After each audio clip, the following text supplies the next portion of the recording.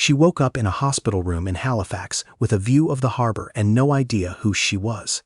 A woman, 59 years old, builder of a logistics empire that moved freight across 3 provinces, lying under a thin blue blanket with nothing behind her eyes but fog. For 19 days, no one came, not her ex-husband, not her son, who lived 11 minutes from the hospital by car, not her daughter, who had been called within the first hour, not one director from the company that still carried her name on the building downtown. The only person who came was a man who had not worked for her in 7 years. He arrived on the 20th morning with a thermos of tea he had steeped himself and a paperback novel tucked under his arm, the spine cracked from rereading. He was 63. He had been her caretaker, driver, handyman, the one who fixed what broke around her property, for 11 years before she let him go. He was not there for money. He had none owed to him. When a nurse asked why he kept coming back, he said only this: she once stood in the rain for him when nobody else would. He never forgot the sound of her shoes on wet pavement. Margaret Voss Kellerman was 59, narrow-shouldered, with reading glasses she never wore on her face, but always somewhere on her body, looped around her neck, tucked in a blazer pocket, balanced on the top of her head. She had started at 20 driving a delivery van for a produce company in Truro, sleeping some nights in the cab because the gas money home cost more than the diner breakfast cost in the morning. 39 years later, with $810 million in cold storage logistics stretching from Halifax to Thunder Bay, Margaret still kept a roll of elastic bands around her wrist out of habit, the kind she used to snap around bundles of receipts when she did her own books at a kitchen table that wobbled on one short leg. Kellerman Freight Systems, 6 distribution hubs, a fleet of 240 refrigerated trucks, a head office on the Halifax waterfront with her name on the glass, in letters tall enough to read from the harbor walk. Built from nothing. Built by a woman who had borrowed $4,000 at 23 from a credit union that almost said no, to buy a single rusted-out truck with a blown alternator, and who had fixed that alternator herself with a manual borrowed from the library because she couldn't afford the mechanic. Her voice in a boardroom was level. Not soft, not loud, the kind of level that made junior executives stop fidgeting with their pens. People who worked under her for years said the same thing in different words. She never needed to raise her voice because she never said anything twice. What the boardroom did not know, what the trucks and the routes and the name on the glass did not say, was the rest of it. She had been married to Patrick for 26 years, divorced for 9. The split had been clean on paper and cold everywhere else, the kind of ending that comes not from a single betrayal but from 2 people slowly agreeing, without ever saying it aloud, that they had become roommates who filed taxes jointly. She had 2 children, Brent, 36, and Whitney, 32, both employed at Kellerman Freight in roles that existed because they were her children, not because the company needed filling. Margaret knew this. She never said it. She believed, the way she believed most things, that consistency would eventually produce competence, that if she simply kept showing them the work long enough, they would grow into it the way she had grown into the business, by standing inside it until it made sense. She was wrong, though she would not learn this for some time, and the not knowing felt, for a while, like patience. 7 years before the accident on a November night, Margaret had been sitting on the back steps of her house outside Bedford at 1 in the morning. No porch light, only the kitchen window glowing behind her, the rest of the yard gone to dark. Walter Sennett, who had worked for her for 11 years by then, driving her to early meetings, fixing the dock door at the warehouse, keeping the property running the way some people keep a ship running, had come out to check on a noise and found her there, sitting on the cold concrete step in her coat, not moving. What happened on those steps that night, neither of them ever spoke of afterward in daylight.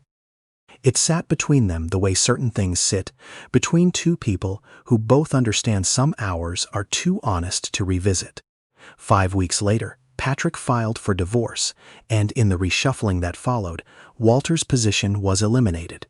Not by Margaret, but by the property management firm Patrick's lawyer brought in to streamline household costs during the separation.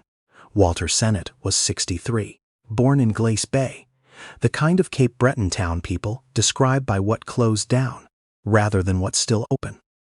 No formal trade certificate, just 30 years of learning engines and gutters and frozen pipes the hard way. He'd worked on properties since he was 24, and by 30 he had become the sort of caretaker who knew a furnace was failing by the smell 2 weeks before it actually quit. His wife, Donna, had died 9 years earlier, ovarian cancer, 11 months from diagnosis to the end. He'd sat with her every one of those months in a recliner pulled up beside her hospital bed until the nurses stopped offering him a cot and just brought one without asking. He had one daughter, Priya. No, that name's used elsewhere. He had one daughter named Renata, 31, living in Calgary. She called every Sunday evening. She always said, "Dad, just come stay with us for a while." He always said, "I've got things to look after here." He never said what the things were. She'd stopped pushing a few years back. He had worked for the Voss Kellerman household for 11 years. He hadn't been fired by Margaret. He'd been let go by a property manager acting on instructions during the separation, the kind of decision made by someone clearing a spreadsheet rather than a life. Walter got the call on a Tuesday. He thanked the man on the phone for the years, packed his tools into the back of his truck, and drove the 40 minutes home without stopping. He didn't blame Margaret. He didn't think she even knew, not for months. He simply moved through it the way he moved through most things, with his attention already on the next job that needed doing. Margaret hadn't found out about it until well after the divorce was finalized. By then it had been a season, maybe 2. She didn't call him. He didn't expect her to. Whatever had happened on those back steps in November lived somewhere a phone call couldn't reach, so it stayed where it was, undisturbed, the way a room stays undisturbed when nobody opens the door, but nobody clears it out either. He was working now for a property maintenance company out of Dartmouth, on call paid by the job. $61 a call-out, sometimes 2 call-outs a week, sometimes none.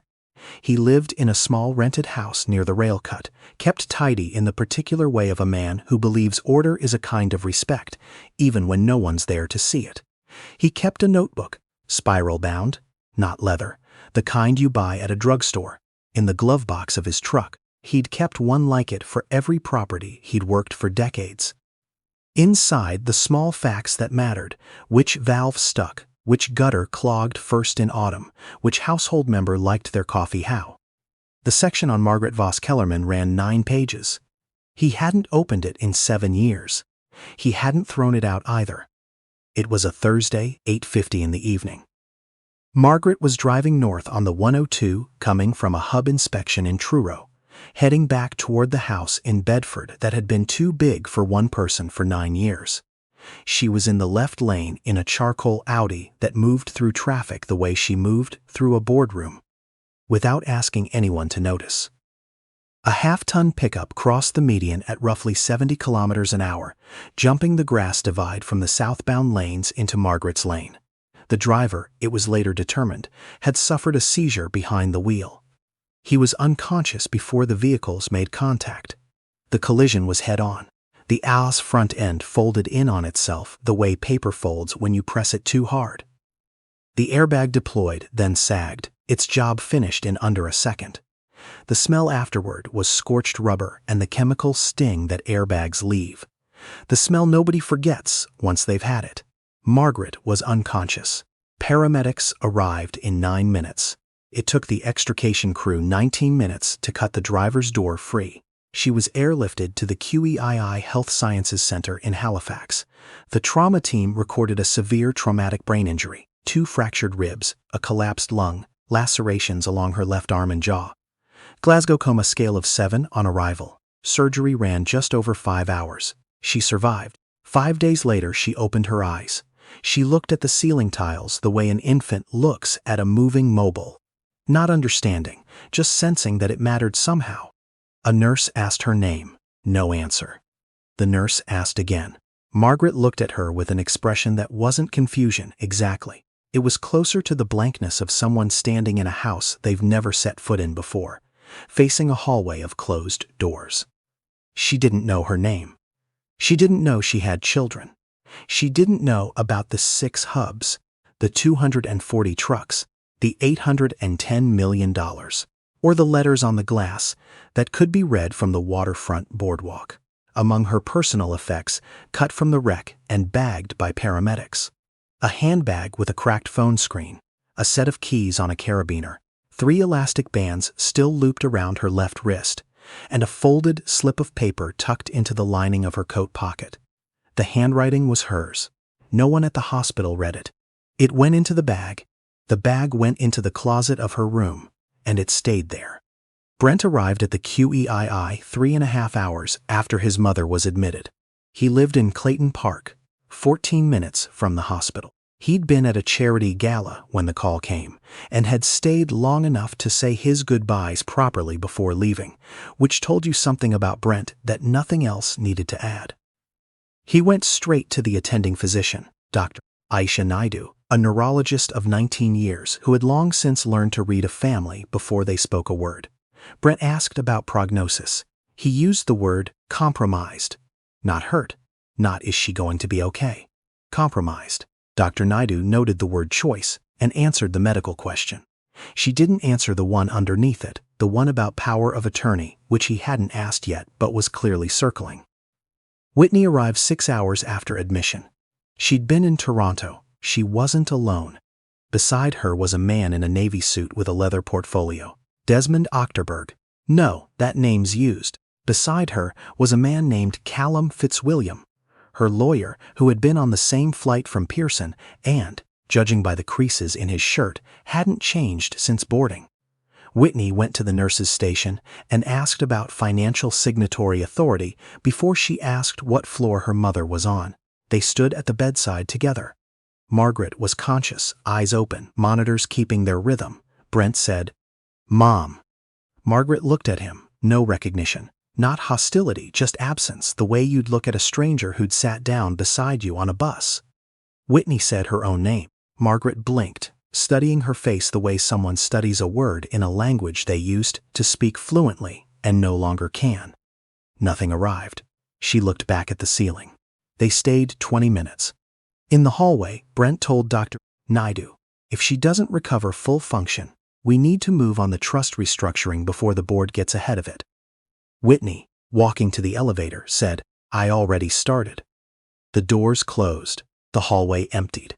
Behind them, in the room, their mother sat with her hands on the white blanket, fingers slowly working the hem into a tight, even fold. 3 elastic bands still circling her wrist, though she didn't know why she kept touching them. Dr. Naidu sat the 2 of them down the following morning. She explained it plainly, the way she always did. No softening, no theater, just the truth laid flat on the table. Retrograde amnesia, caused by the traumatic brain injury. Margaret could speak. She could reason. She could decide what she wanted for lunch and whether the blinds should be open. Her present mind was whole.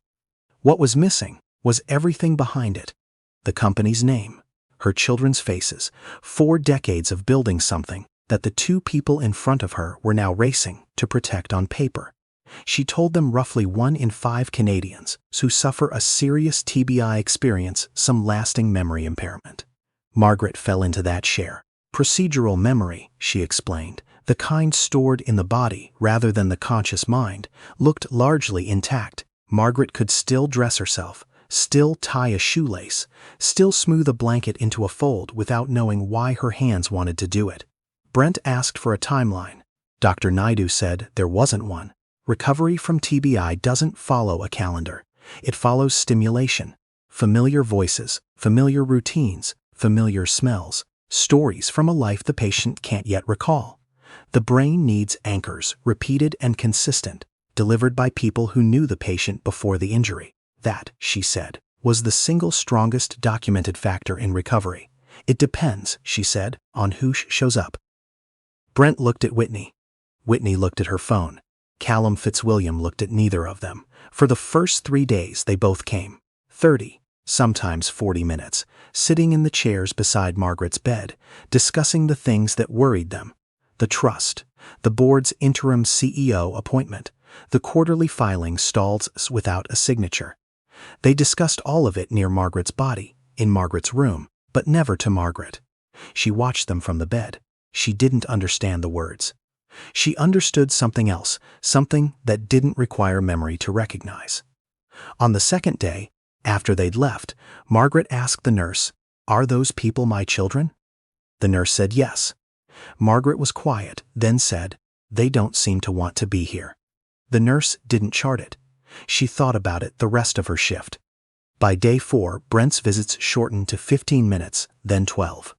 He'd stand at the foot of the bed, ask Dr. Naidu for an update in the corridor, and leave. Whitney stopped coming altogether, calling the nurse's station instead. Brief calls, asking about competency assessments and guardianship timelines, rarely asking how her mother was actually doing, and never waiting for the full answer when she did. On day 8, Brent brought a document, a power of attorney form, and explained it to Margaret slowly, the way you'd explain something to a person who didn't speak the language, rather than a person who simply didn't have the context anymore. Margaret looked at the page. She couldn't read it, not because the words were hard, but because the words needed a history she no longer carried. She said, "I'd like to wait." Brent took the form and left. He didn't come back for a long while. Days 9 through 20, no one came. The room faced a parking structure and, past it, a strip of gray harbor visible between two buildings if the light was right. Margaret sat by the window each morning because the chair was there and the light moved across the floor in a way that seemed worth watching, though she couldn't have said why. On day 15, a nurse named Colette, who'd had Margaret's room for 3 straight shifts, wrote in the chart, "Patient calm. No visitors in 6 days. Patient asks today, 'Does anyone know I'm in here?'" Colette set down her pen and added nothing else. On the 19th day, in the break room of a property maintenance office in Dartmouth, Walter Sennett was eating a sandwich. Ham, mustard, no lettuce, because the lettuce always went limp by lunchtime, and scrolling the news the way he did most mornings, front page back. A small item on page 9 of the Chronicle Herald's online edition. Kellerman freight founder in critical condition after Highway 102 collision. Margaret had never been the type to court magazine profiles. She built things. She didn't talk about building them. The article was 3 paragraphs, factual, 2 weeks stale by the time Walter found it. He put the sandwich down. He didn't pick it back up. He thought about the back steps. About 1 in the morning in November. The kitchen light behind her, her coat pulled tight, and the way she hadn't said a single word the whole time he'd sat beside her. He thought about what had happened that night, and then he did what he always did with that memory. Folded it back into its place and returned to the rest of his day. He went home, opened the glove box of his truck, and took out the spiral notebook. He flipped to the section marked with a strip of blue tape, 9 pages, and read them the way you read something you already know by heart but need to see written down to fully believe. No allergies. Tea, strong, splash of milk. No sugar, in the blue mug with the chip on the handle. Never any other mug. Breakfast. Dry toast, 2 eggs over hard, ketchup on the side, never on top. Up at 5:40. 20 minutes alone on the back steps before the day started. No conversation, regardless of weather. He'd learned the no conversation rule his second week on the job. He never broke it again. He closed the notebook, finished his shift, drove home. He made tea. He let it steep 8 minutes exactly. He poured it into a thermos. He set his alarm for 6. The next morning he drove to the QEII. He parked in the visitor lot and walked in carrying the thermos in one hand and a folding camp stool tucked under the other arm, because he'd learned a long time ago that hospitals never had enough chairs where you actually needed one. At the 4th floor desk, the receptionist looked at his work jacket, his boots, the stool under his arm. "I'm here to see Margaret Voss Kelserman," he said. She checked the screen, then looked back at him. "Are you family?" "No," Walter said. "I used to work for her. Only immediate family in this unit." He stood still. "Has any family been in this week?" The pause that followed answered before the receptionist had to. "Let me page the attending," she said. Dr. Naidu came out 11 minutes later. She looked at the thermos. She looked at the stool. "You worked for Mrs. Voss Kellerman?" 11 years, doctor." "How well did you know her?" "I knew how she liked her tea steeped. I knew the sound she made clearing her throat before she said something she didn't want to say. I knew which step on the back porch she sat on when something was wrong, even in November with no coat on some nights. I knew she wore elastic bands on her wrist out of habit, from doing her own books at a kitchen table that wobbled. I worked for that woman 11 years. Dr. Naidu was quiet a moment. "That's more than her children have told me in 19 days. She signed him in. The room was at the end of the hall. Margaret sat in the chair by the window, the morning light just reaching the windowsill. She turned when the door opened. She looked at Walter. No recognition, not the kind that lights a face. But it wasn't the blankness from Brent and Whitney's visits, either. Something smaller moved in her. Her brow shifted slightly, her head tilted, the way you turn toward a sound you can't quite place but know you've heard before. Walter didn't introduce himself. He didn't ask if she remembered him.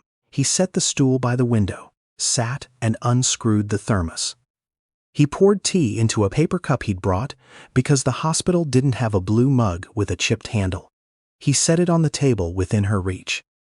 Margaret looked at the cup for a long moment. Something about the smell, strong, the right amount of milk, made her hands loosen on the armrests in a way they hadn't since she woke up. She picked it up. She drank slowly, in silence. Walter sat with his hands folded on his knee and looked out at the harbor strip between the buildings. When the cup was empty, he stood, screwed the lid back on the thermos, folded the stool and said, "I'll come back tomorrow." He left. Margaret sat with the empty cup. She looked at the door. She pressed the call button. When the nurse came, she said, "The man who was just here. He knew how I take my tea." It wasn't a question. It was the first full sentence she'd spoken in 19 days. The nurse charted it and underlined it once. On the second day, Walter brought the actual mug, not the original, but its twin, found at a Value Village on Weiss Road for $1.50. Chip on the handle, close enough. Margaret's fingers wrapped around it the way hands remember a doorknob in the dark. On the fourth day, he started talking. Not about the company, not about the trucks or the net worth, just the small things from the notebook. How she used to sit on the back steps for 20 minutes every morning before the day swallowed her whole, no matter the weather, and how she once told him the cold helped her think straighter than coffee ever did. Margaret listened, looking out at the parking structure. Then she turned her head. "I think I know those steps," she said. Walter didn't react beyond a small nod. He let the sentence sit. On day 6, Dr. Naidu stopped him in the hallway. "She's doing something with elastic bands, looping them around her wrist, snapping them gently, over and over. She doesn't know why. She's done that as long as I knew her," Walter said. "Procedural memory," Dr. Naidu said. "The body remembers what the mind can't access yet. It's stored differently. Basal ganglia, cerebellum, not the hippocampus. A person can lose every memory of who they are and still know how to tie a shoe, still feel calm around a person they can't name." She studied him. "What you're doing isn't a visit, it's treatment. You're giving her anchors." Walter went in. Margaret had a hospital rubber band around her wrist, snapping it absently. "I don't know why I do this," she said. "You've done it as long as I've known you," Walter said. She looked at the band. "It feels like checking something's still there." On the 8th day, he brought a small portable speaker and played a recording, not a song she'd ever told him she loved. Because she never talked about songs but a fiddle tune he'd heard her hum exactly twice in 11 years, while loading boxes into her trunk on a Saturday morning, both times without seeming to notice she was doing it. He played it quiet, resting the speaker on the table beside the tea. Margaret's head turned toward the sound the way a plant turns toward a window, not by decision but by design. Her eyes closed. When the song ended, she opened them and said one word, "Saturday." Walter nodded. He didn't explain. He pressed play again. 2 weeks into Walter's visits, Brent called the nurse's station. 11 days since his last call. Colette answered, gave the standard update: stable, cooperative, memory still largely absent, cognitive function strong, then added, "Her regular visitor's here now if you'd like a message passed along." "What regular visitor?" "Mr. Sennett. He's been coming every day for 2 weeks." Silence on the line. Not a pause. A silence, the kind that comes when someone has to rearrange the furniture in their head before they can speak again. "Thank you," Brent said, and hung up. 40 minutes later, Brent and Whitney arrived together, moving down the corridor with the gait of people who had somewhere specific to be and something specific to stop. They rounded the corner as Walter was leaving the room, thermos in one hand, stool under the other arm. Brent recognized him instantly, the way people recognize hired help, quickly, categorically, from a height. "What are you doing here?" Whitney said. "Visiting. You haven't worked for this family in 7 years. I was let go by a property manager during the divorce, not by your mother, and I'm not here for a paycheck." Brent stepped forward, lowering his voice into the register people use when they want to sound reasonable. "We appreciate the concern, but Mom's in a fragile state. She doesn't know who you are. She doesn't know who anyone is. Having someone outside the family in her room for hours every day isn't something we're comfortable with." Dr. Naidu appeared behind them, on her way for a routine check. She stopped. She listened. Then, "Mr. Sennett has been the only consistent presence your mother has had in 22 days. His visits aren't unauthorized. Medically, they're the only intervention currently producing measurable results. Her verbal output is up. Her affect has shifted. She's engaging with stimuli she wasn't engaging with before he started coming. I approved the visits and I'll keep approving them." "He has no legal standing to be here," Whitney said. "No legal standing," Dr. Naidu agreed. "Also no agenda. I can't say the same for everyone in this hallway." The corridor went very quiet. Callum Fitzwilliam, who had materialized somewhere behind them with his portfolio, said nothing. A lawyer long enough to know which sentences can't be answered without making things worse. Walter stood where he was, stool under his arm, and waited for the moment to pass the way he'd waited out plenty of moments like it in 63 years. Brent and Whitney went into the room. They stayed 20 minutes. When they left, neither looked at him. He went home, made tea, set his alarm, and came back the next morning, and the morning after that. The following week, something shifted. Walter stopped bringing only tea. He began telling Margaret about Margaret. Not the version her children knew, the company and the net worth, but the version in the 9 pages, the version from 11 years of mornings on a property outside Bedford. "You sat on those back steps every morning at 5:45, he told her. "No coat sometimes, even in October. You never said why.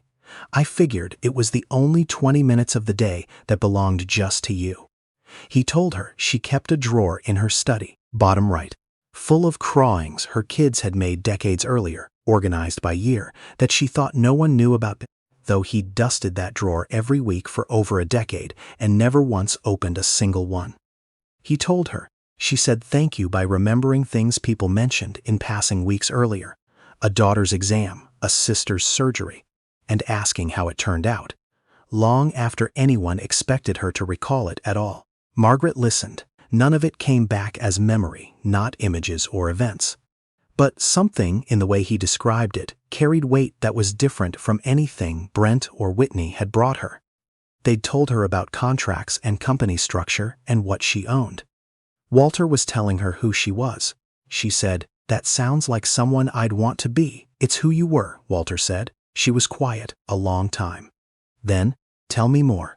Down the hall, Dr. Naidu was walking a second-year resident through the file. "There's a common misconception that identity lives entirely in episodic memory, that who you are is the sum of events you can recall. It isn't. Identity's distributed. Episodic memory, yes, but also emotional memory in the amygdala, procedural memory in the basal ganglia and cerebellum. A patient can lose every episodic memory and retain a functional sense of self. That's why she's snapping that elastic band without knowing why. That's why her body relaxes around one person and tenses around another. Her amygdala still reads the emotional signature of who walks through that door, even when she can't name them. She tapped The chart.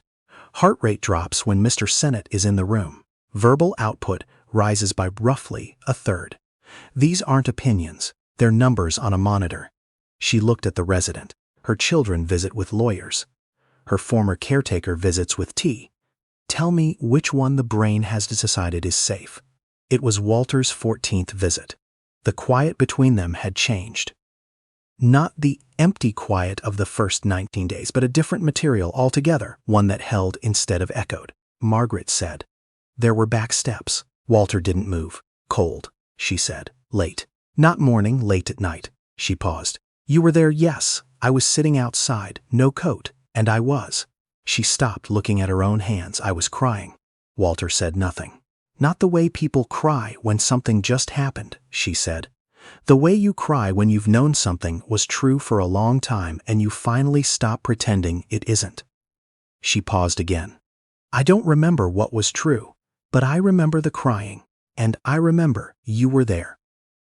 7 years before the accident, 1 in the morning, the back steps of the house outside Bedford. No porch light. The kitchen window glowing behind her, the rest of the yard swallowed in dark. Margaret sat on the cold concrete, in her coat, hands flat on her knees, crying. Not loudly, not the way it happens right after a shock, but the way it happens when a person has held something so long that the holding becomes its own wound, and one night it simply opens without asking permission. Patrick had told her that afternoon he wanted out. She'd nodded. She'd gone to a meeting. She'd signed 2 contracts. She'd come home and eaten dinner standing at the counter because Patrick had already moved into the guest room weeks before he said it out loud. And at 1 in the morning, sitting on those steps, she began to cry. Not because she was losing her husband, but because she realized, with a kind of clarity that felt almost violent, that she wasn't sad about losing him. The absence of sadness told her something about the last 26 years that was worse than grief could have told her. Walter had stepped out to check a noise by the shed and found her there. He hadn't asked what happened. He hadn't asked if she was okay. He'd walked back inside, poured a second cup from the kettle, still warm on the stove, brought it out and set it beside her on the step. Then he sat down on the step below. Not beside her, close enough to be there and far enough not to crowd her, and said nothing. He stayed 40 minutes. At some point, the crying stopped. At some point, the tea went cold, untouched. At some point, the steps were just steps again. 2 people sitting on them, one who had cracked open and one who hadn't tried to put her back together, only stayed while it happened. Then Walter had stood, taken both cups, rinsed them, and said, "Night, Mrs. Voss Kellerman." He'd gone back to the small apartment over the garage. Neither of them mentioned it the next day, or the day after, or ever. But starting the following month, an extra $150 appeared in his pay envelope. No note. Every month for 7 months until the divorce went through and the envelope stopped. In the hospital room, Margaret said, "You stayed." Yes. No one stays at 1 in the morning for hired help. You weren't hired help that night, Walter said. You were a person on a step who needed somebody to sit near. I was a person who knew how to sit. Margaret looked down. Her fingers had found the edge of the blanket and were folding it, slow and even. She watched her own hands do it. Walter watched too. Something passed between them that needed no memory to be understood, because it had never been stored as memory in the first place. It had been stored as something older and steadier. The knowledge that in the worst hour of her life, someone had sat near her and not looked away. That night's the first thing I got back, she said. Not my name, not the company, not my kids. Those steps, that cold, you. Walter stayed very still. Some things the brain holds onto tighter than others. I think it does. 3 days later, Brent and Whitney came back, this time with Callum Fitzwilliam and a second lawyer, a woman named Priscilla Doan, whose specialty Dr. Naidu would later learn was guardianship and capacity law. They requested a meeting in the consultation room. Brent presented 3 points, each preceded by the word safeguard, which he used 4 times in total. He wanted Margaret declared legally incapacitated. He wanted emergency guardianship granted to himself as eldest. He wanted all non-family visitors struck from the patient list. Dr. Naidu let him finish. Mrs. Voss-Kellerman has retrograde amnesia. She has lost her long-term memory. She has not lost judgment, reasoning, or decision-making capacity. She can tell you what day it is. She can tell you what she had for breakfast and what she wants for dinner. She can hold a conversation and form a preference. She cannot tell you what she had for breakfast in 2017. Those are not the same faculty. She folded her hands. I will not certify her as incapacitated because she isn't, and the court won't move on guardianship without my certification. She doesn't know who we are, Whitney said. She doesn't know who he is. She's being managed by a man who has no connection to this family and no business in that room. He's a former employee. He was let go. He's spending hours alone every day with a woman who can't remember her own name. That isn't care, that's. From the doorway, a voice said, I'm in the room. Margaret stood in the doorway in her hospital gown and robe, gripping the IV pole with one hand. She had walked the length of the corridor by herself. Her face was calm. Her voice was level, the kind of level that's more unsettling than shouting. I don't remember your names, she said. I don't remember his name either. But I remember what I feel when each of you walks through that door. The room went still. When you two walk in, I feel like a problem that needs solving. When he walks in, I feel like a person. That's not manipulation. That's the difference. She looked at Brent, then Whitney, then the two lawyers behind them. I'd like you to leave. I'd like him to stay. This is my decision. I'm told I built something worth $800 million. If I built that, I can certainly decide who's allowed in my hospital room. Brent opened his mouth. Margaret raised one hand, not sharply. We're finished, she said. Go home. They went. The lawyers went with them. Dr. Naidu stood in the hallway and said nothing, because there was nothing medical left to add. Walter appeared from around the corner, where he'd been standing the whole time. He'd heard everything. He took the IV pole from her hand and steadied it. You didn't have to say it like that.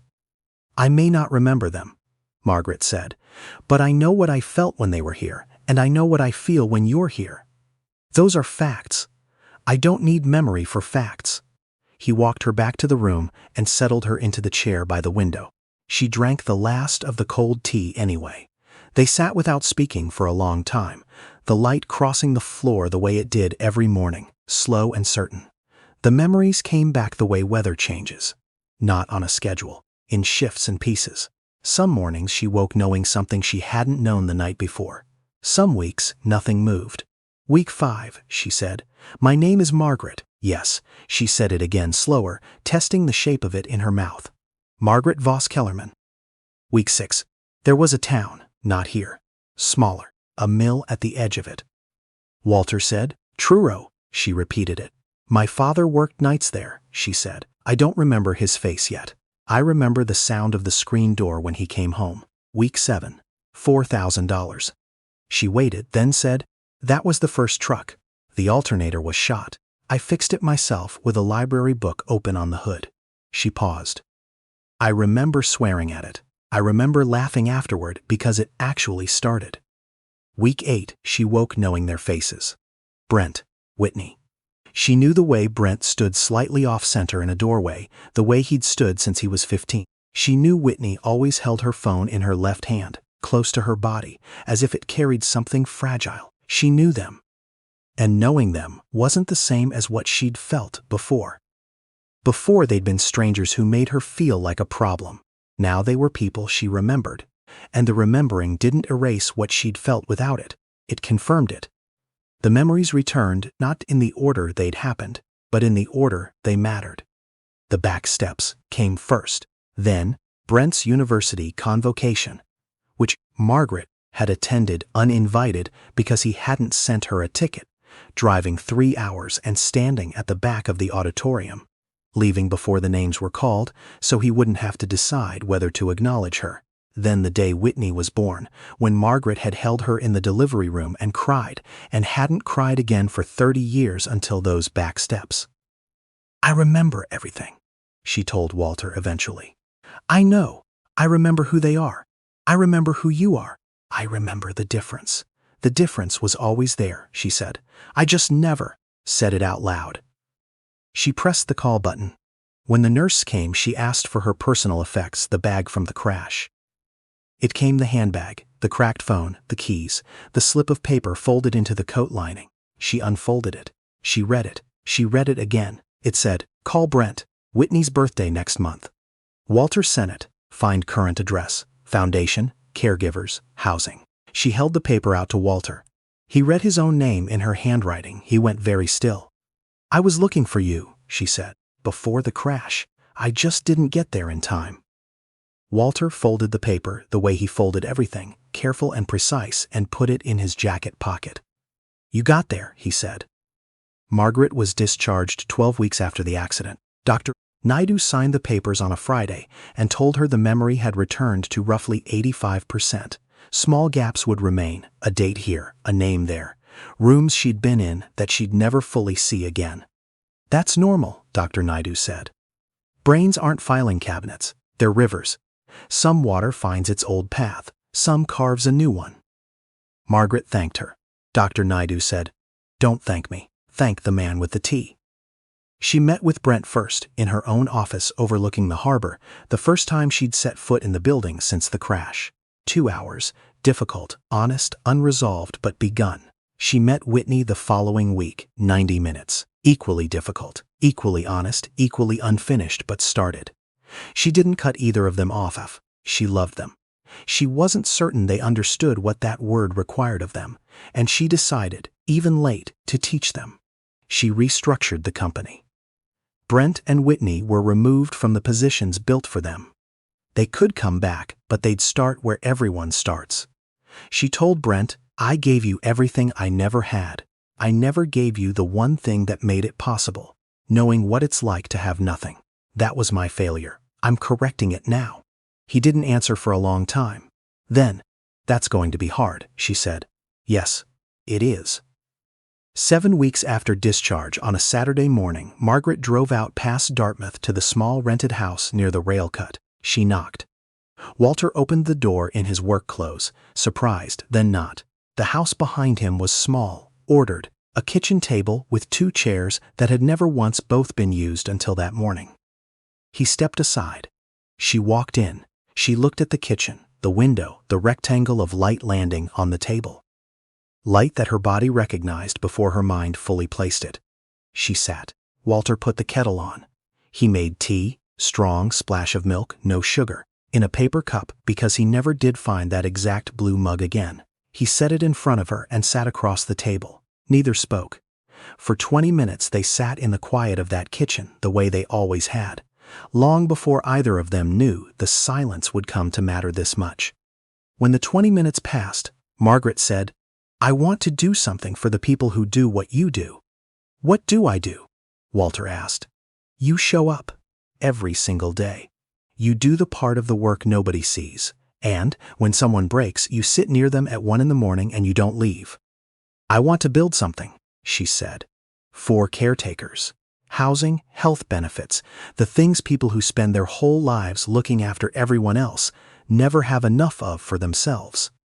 Walter looked at his hands on the table. "That's a lot. It's not enough. But it's a start." She told him the name, the Sennett Trust. "You don't have to name it after me," he said. "I want the name of someone who showed up. That's the whole point." He was quiet, looking at the window. "Donna would have liked that," he said. It was the first time he'd said his wife's name to Margaret in all the years they'd known each other. It settled into the room the way good things settle, without needing to be discussed further. Margaret reached into her coat pocket and took out a small slip of paper. She folded it slowly into a tight, even rectangle and set it on the table between them. Walter looked at it. She looked at it. Neither said anything, because some things don't need more words than the ones already in the room. Outside, Halifax moved through its Saturday the way it always did. Buses, gulls over the harbor, people walking somewhere they needed to be.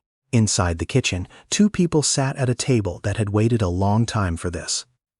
There's one question worth sitting with after a story like this. Not the foundation, not the money, not the crash, or the hospital room. The person in your life who showed up when no one else did, who sat with you when sitting, was all there was to offer. who remembered exactly how you take your tea long after you'd stopped expecting anyone to remember anything about you at all. Somewhere, someone is still holding on to that for you. They haven't forgotten yet.